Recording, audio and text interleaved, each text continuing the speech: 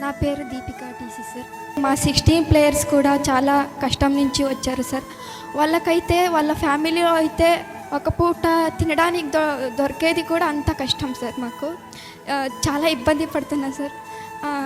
నేను ఒకటే రిక్వెస్ట్ చేసుకుంటున్నాను సార్, అంటే మా అమ్మాయి వాళ్ళకి ఏమైనా కొంచెం హెల్ప్ చేస్తే చాలా బాగుంటుంది సార్. వాళ్ళు కూడా అమ్మ నాన్న కూడా బాగా చూసుకుంటారు వాళ్ళు కూడా.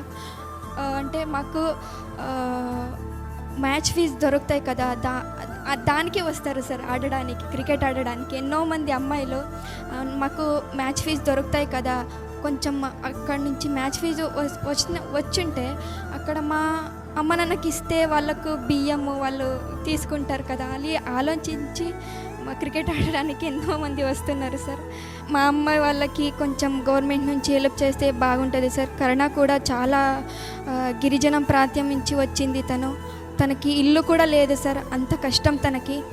మళ్ళీ నార్మల్ క్రికెట్ వాళ్ళకి మంచి మంచి గ్రౌండ్ ఉంటాయి, మళ్ళీ న్యూట్రిషన్ ఫుడ్ ఉంటాయి, కానీ మాకు అలా ఉండదు సార్. ఖచ్చితంగా మీరు హెల్ప్ చేస్తారని నిజంగా నేను అనుకుంటున్నాను సార్.